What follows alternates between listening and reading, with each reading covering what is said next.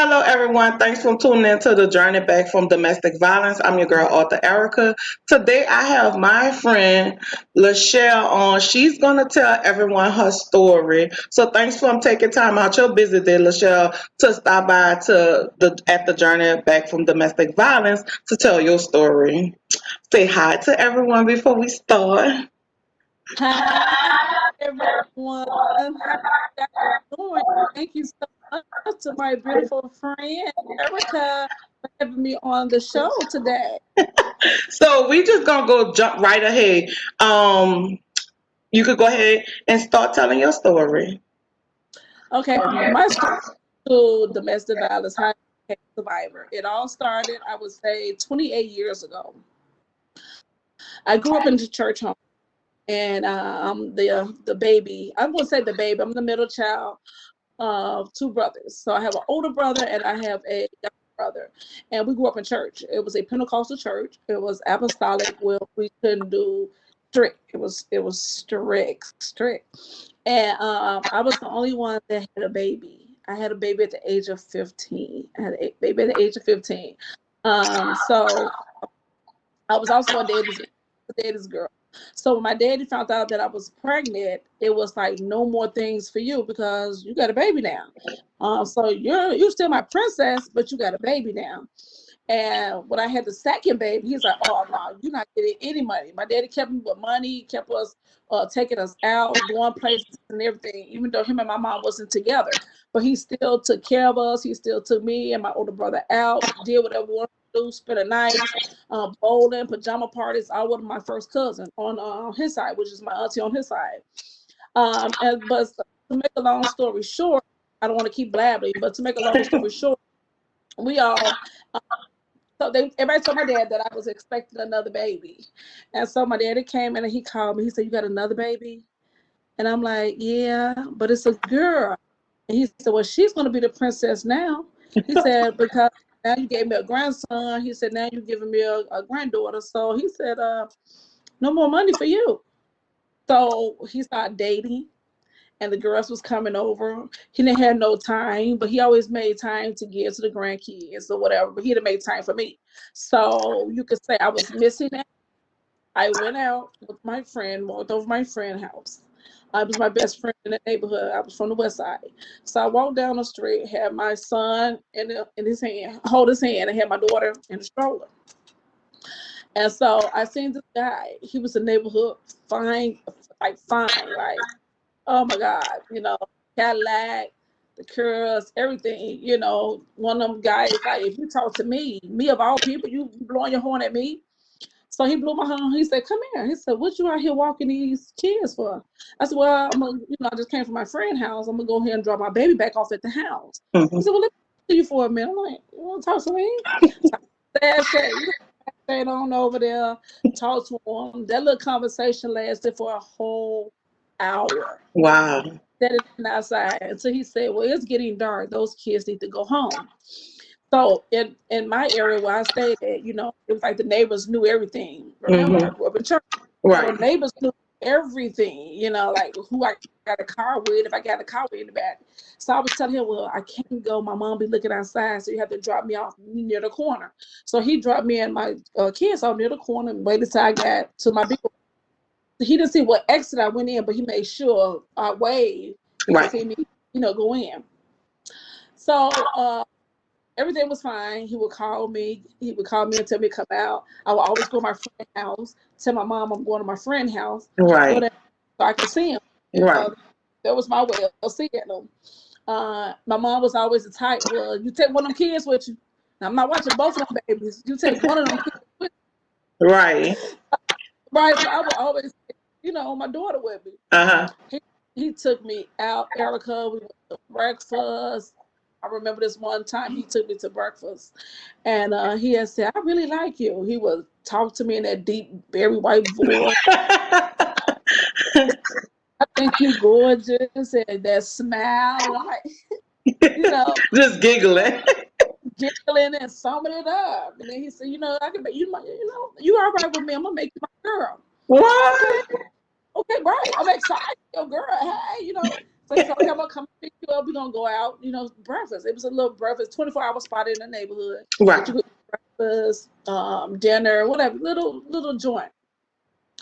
I remember moving a little forward, fast forward. He took me to breakfast this time. It was Okay. like breakfast, late night lunch. He took me there, and these girls, the waitress, everybody knew him. I know everybody knew him in the neighborhood, Uh-huh. but everybody in this restaurant, I was like, and girl, they was sitting there calling him like blinking, winking their Winking eyes, at him. right? And I'm like, this thing now, girl from the West Side, we still had that little hood in us, Right. Yes. So then he was saying, "What's wrong?" I'm like, "Ain't nothing." The waitress came on. She said, "That's all you want, Daddy? How you doing? What? Let me see." Call him daddy. Yes. He heard Daddy. So I'm like, why is she calling you Daddy? He was like, "See, there you go, all in my business, man, your business." Cursing, not paying that no attention because you head over heels. Remember, Right. he picked somebody with 2 kids. So I'm okay. So it was raining out. He took me home. He said, "Come on, let's go home. I got something to do." So he gave me a beeper. He said, "If I put this code in, dot dot dot." Now, right, we've been dating, going out and doing other things, but I'm gonna fast forward to this particular day to lead into the domestic violence. So he gave me a beeper. He said, "If I put this code in, that means meet me right here at this corner."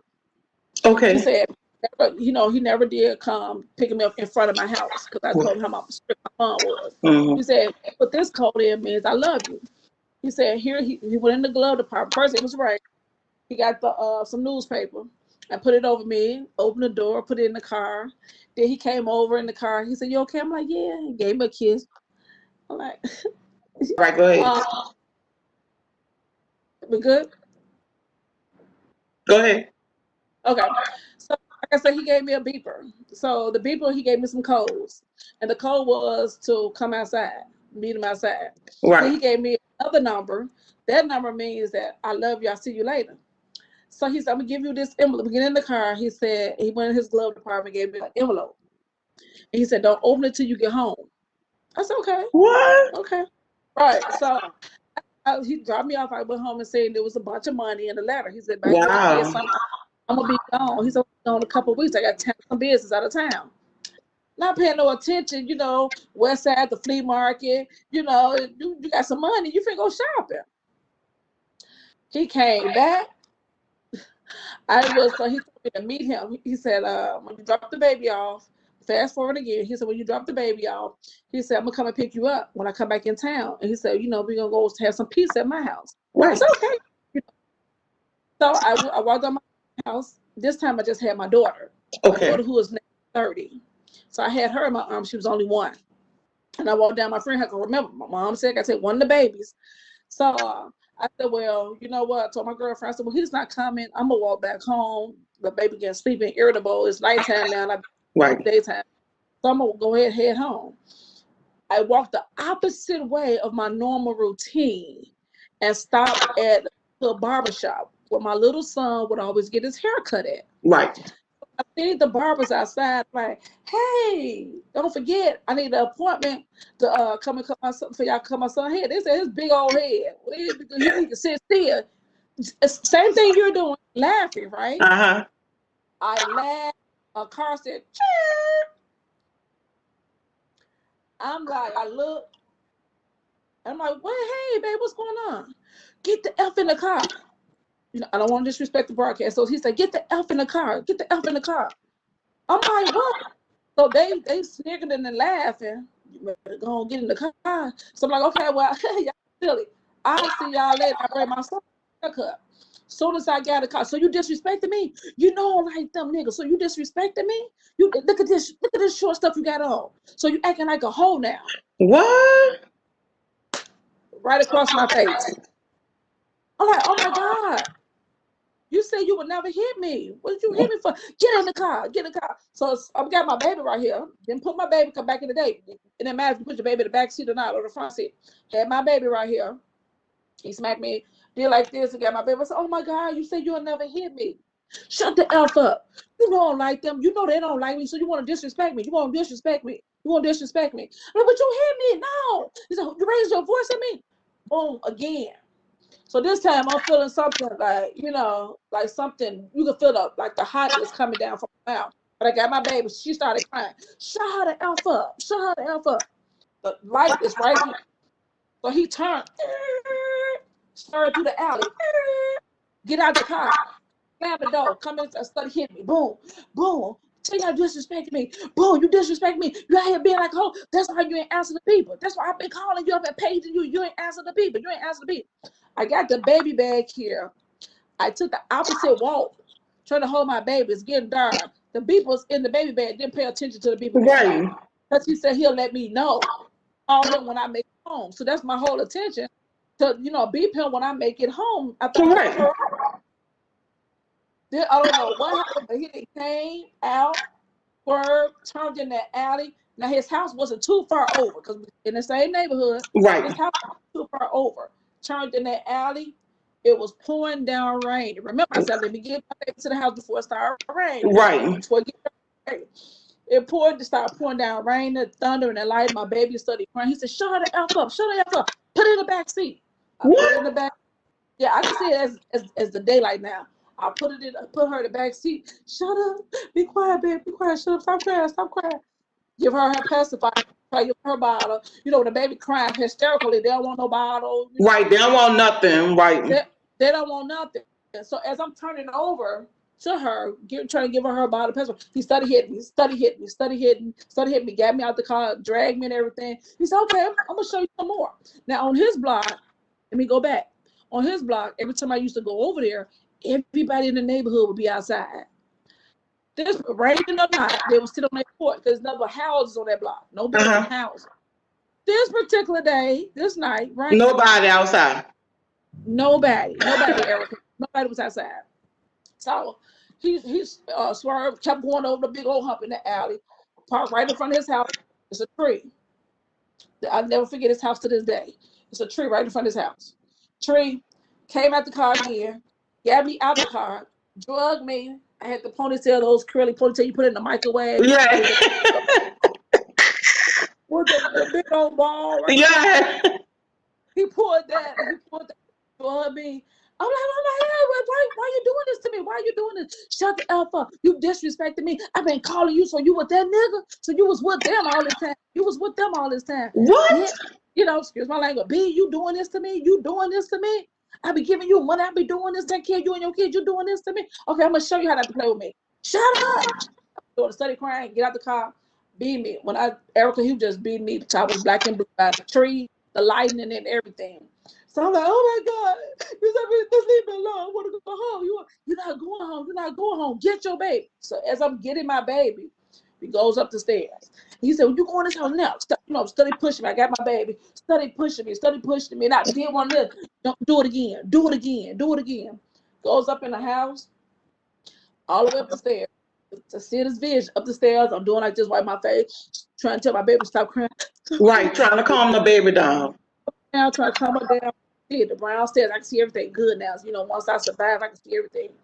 Walked up them stairs. He started was pushing me, kicking me all up the stairs.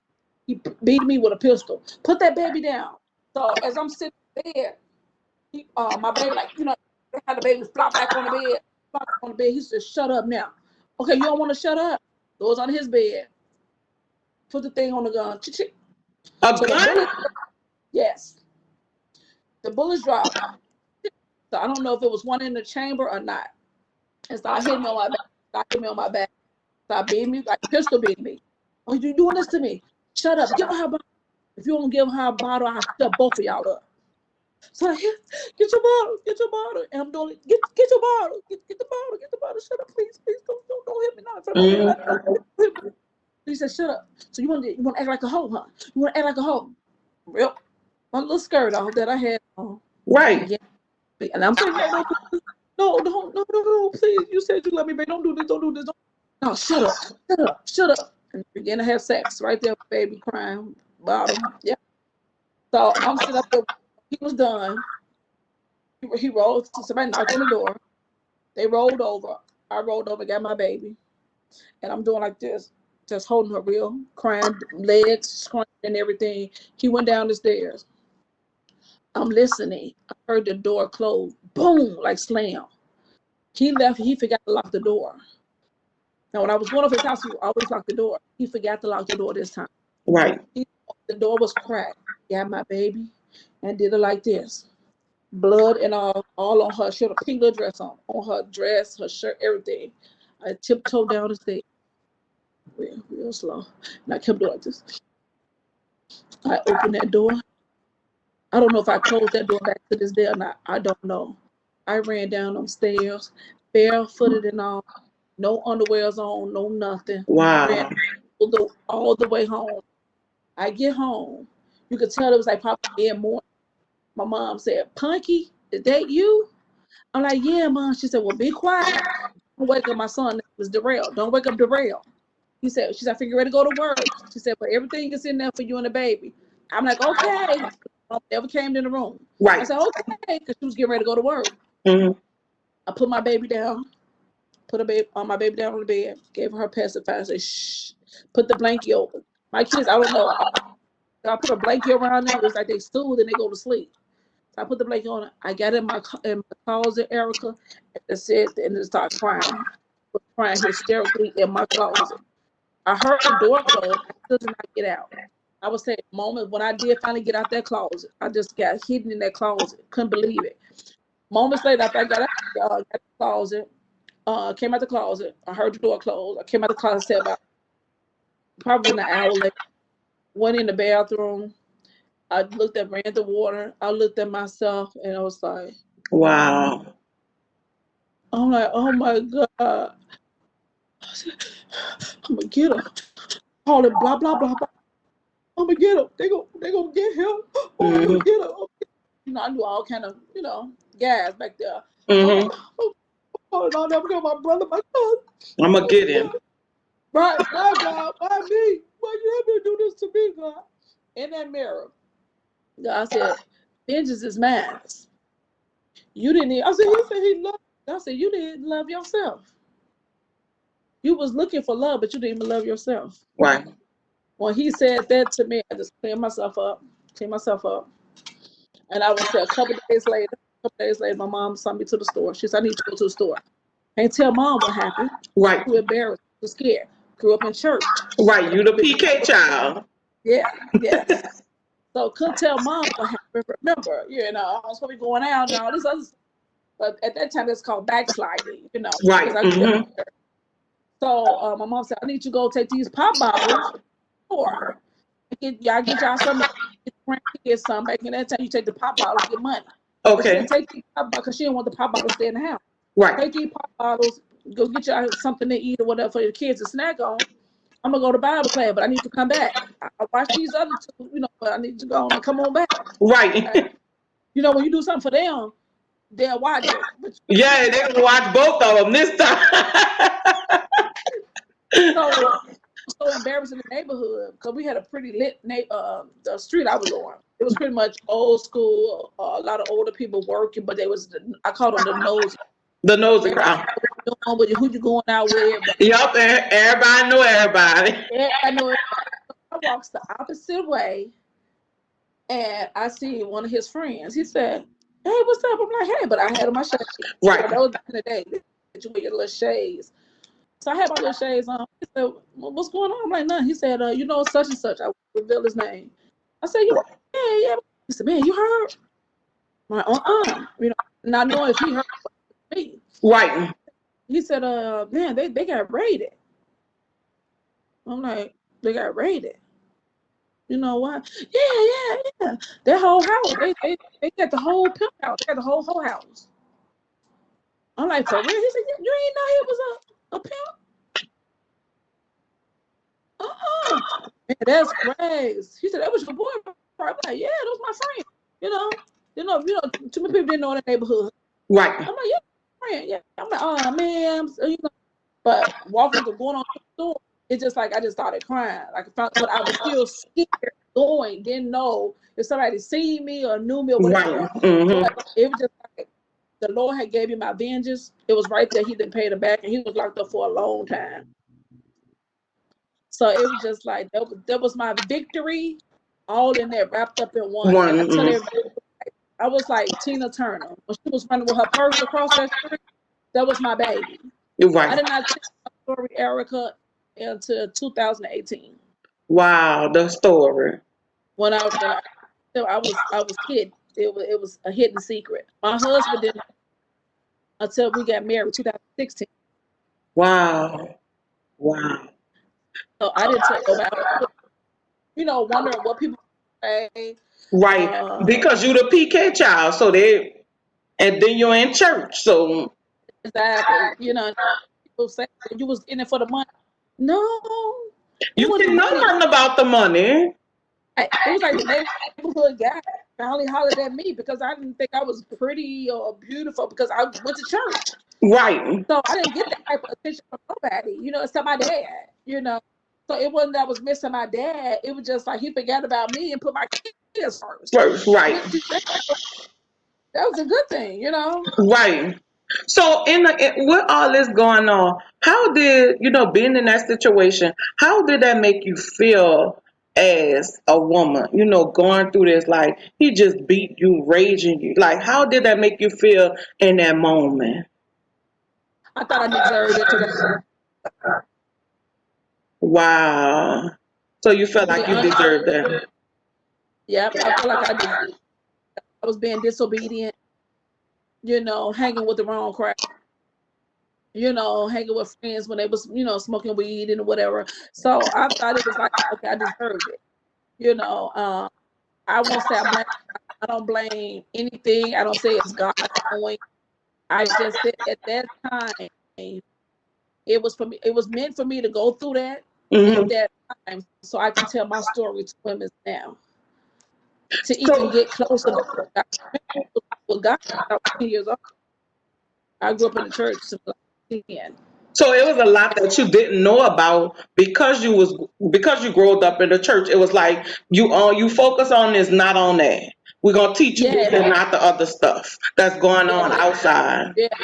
They didn't teach us about sex or anything. I don't blame my mom for it. She was just doing like, in church, you follow your leader. It's not time for us to learn about sex at that age. And I Right. went out, seen the boy, a young boy in the neighborhood. We had sex for the first time. Didn't know that it was blood right there, what that means. My mama just told me like, when you come on your period, no boys. But me hearing that, oh, it hurts if you have sex, being hard headed, listen, 'cause I'm a listener. Oh, okay, let me see if it really hurts. Right. And let me find out. Like, I mean, that's any other team. Me, you, that's any other team. We're going to find Yeah, out because we heard it from the streets and our right. friends. They Yes. schooled us on. And basically, the street schooled you on about sex, but it was the wrong way, though. Yes. So when did you ever let's talk about family. Have you ever told your family about your mom and dad about this domestic violence situation? Well, my daddy, like I said, I didn't really tell my story until 2018. And I found my mom in the book. And my mom told me she always knew I was hiding something. My mom had a design spirit. And she always said she was hiding something. And I finally told her when I was telling her I was in the process of writing a book telling my story. I said, Okay. like, why you didn't come? I said, because you was in the church, Mama. Wow. So it was all about me not trying to embarrass or my family. Right. And my daughter, she found out because I let her. I wrote a co-author with another lady, entitled "As the Wind Blows," and I was the first one to get the chapter, and the chapter was called "The Reason Behind My Smile." Because a lot of people say, "Why are you always smiling?" I'm like, I got something to smile about. And Right. so she said that she's doing a co-author with 7 women. She needs 7 women who went through obstacles or hiding something, but they broke through it. I Hmm. said, I'll do a chapter. Right. But the chapter led into me doing a nonprofit. It led into me being an author of 3 books now. So it led into a lot of stuff. Okay, so as of today, how do you feel your self esteem going through all of this up until today? What's your self esteem like now? Oh, excellent. Because a lot of people don't ask that. My self-esteem is I love me. But how I got there, I had to take some time and forgive me. Okay. Forgive me for thinking it was my fault. Okay. Forgive me for thinking I wasn't beautiful. Forgive me for thinking I wasn't good enough. It's a lot of stuff I had to do, a lot of forgiving. I had to forgive myself, Mm-hmm. and I had to stop the blaming everybody. I had to stop Right. blaming, oh, it was your fault, it was this, that. And then I really did some soul searching, and I started developing that intimate relationship with God, not trying to get back on, because I knew him at 10, remember, but not going back to how it was, still remembering Back. how I was brought up, Mm-hmm. but having that relationship, not because my mom said go, or not because my dad said his church, or not because my friend goes to her, but I had to get that intimate relationship with God for myself. Gotcha.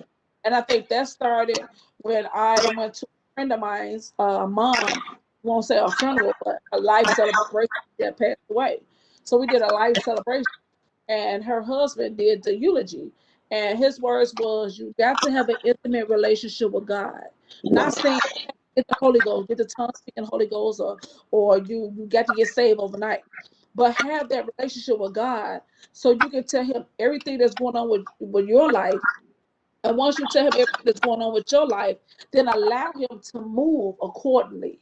And you're And then like, I had to stop getting it, stop trying to live before God only. I just had to sit and take a moment. mm-hmm. And when never say never, because I took a trip to Arkansas, Erica, and I said I'd never go on a Greyhound. Never, Greyhound. Horrible. Right, 15 hours. I'm like, but where am I go? And I had talked to my husband. I said, I got to get away. I left my husband. Not left him like that, but I left my husband. My mom is sick. I take care of my mom. She have seizures. I left mom. I left my daughter. I left everything. And I got on this Greyhound. And I said, where else I'm going to go? And I called my daughter. I said, babe, I'm going to come down there with you. Can mama come down there visit? Come on, mama. I was so ready to go, friend. I was so ready to go. I booked the wrong trip on the wrong bus. What? So yes, so the guy was like, he said it's like something about. I'm like, yeah, I did it wrong, but I just need to get away. I don't know. I just need to get away. This is the end of 2017, or beginning of 2008. I said I need to get away.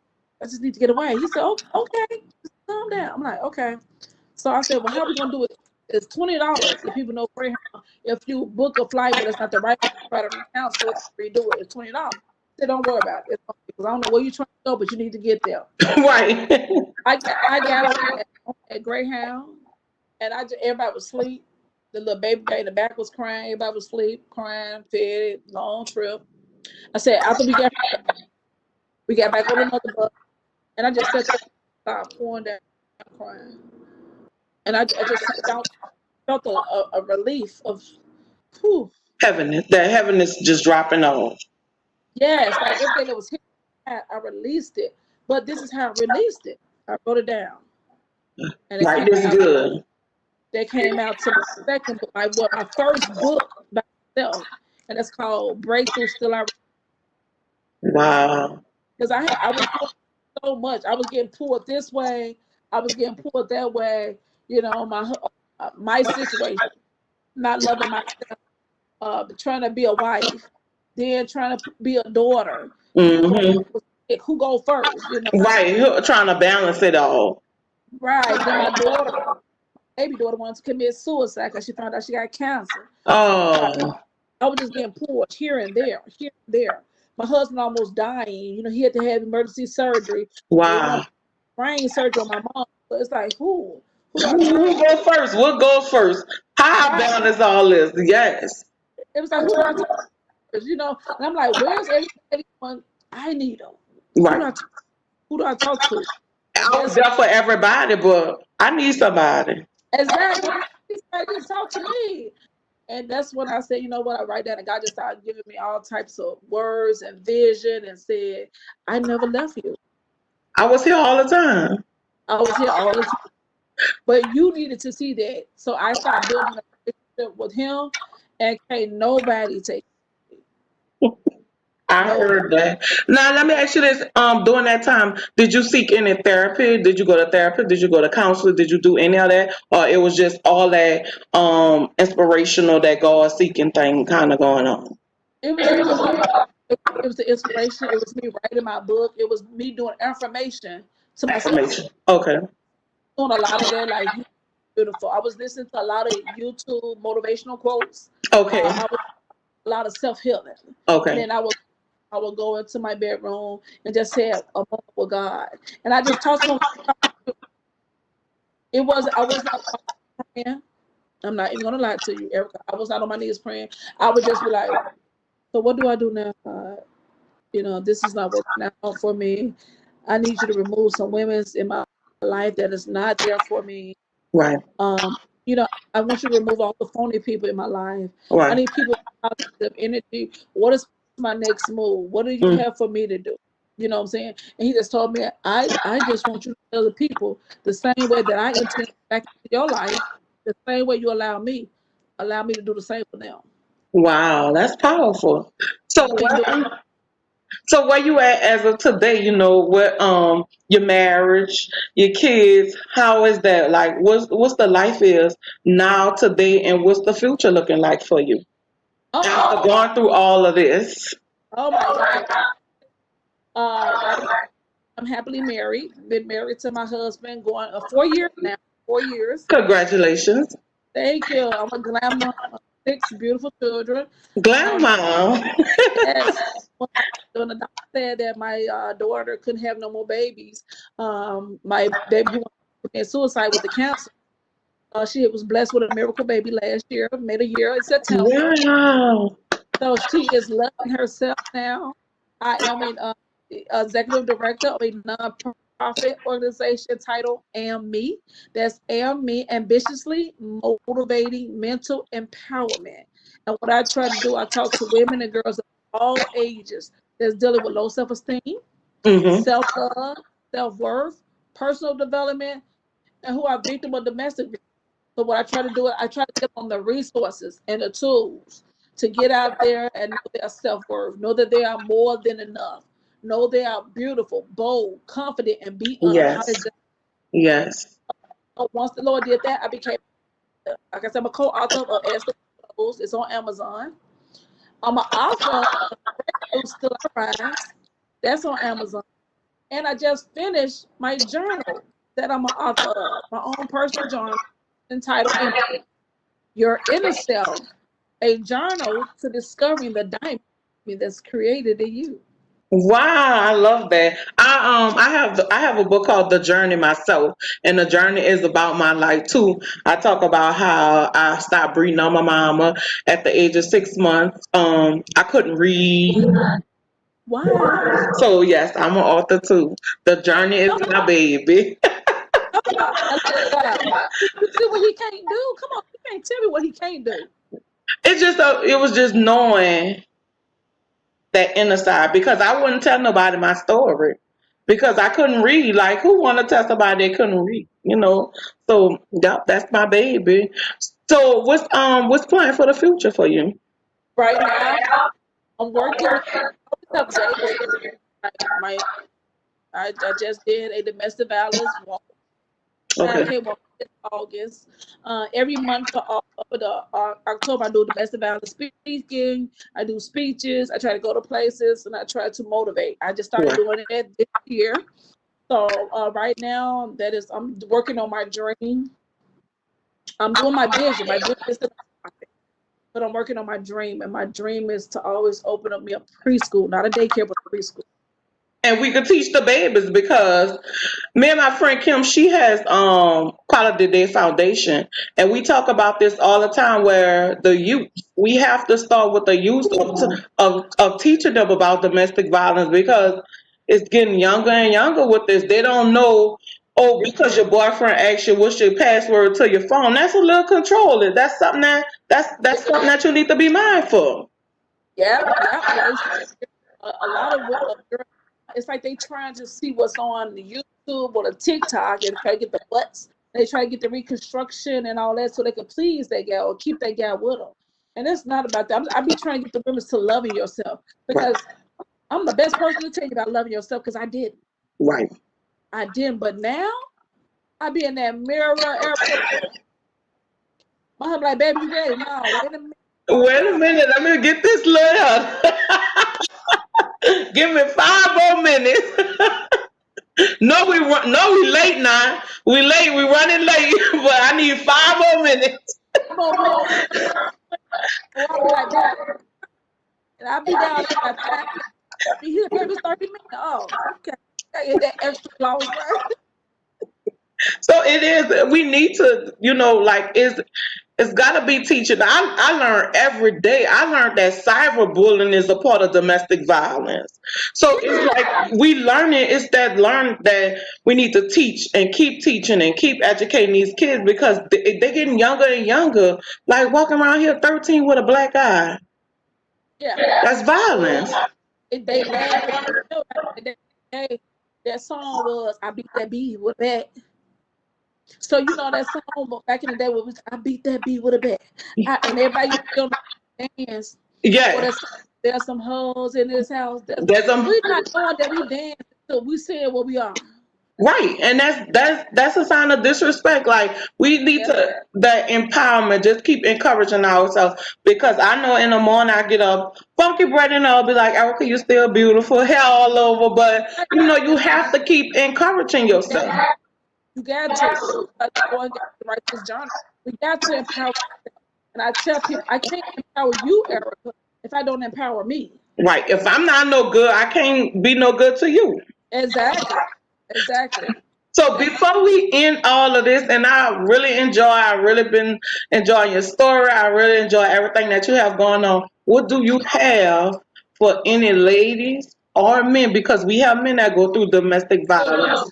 What yes, are any last words or encouragement that you have for them? the ones that are in a domestic violence, abusive relationship, I need you to get out and find a friend, whether it's your sister, your mother, your cousin, whoever it may be, and gather up a code so you can work on your way out.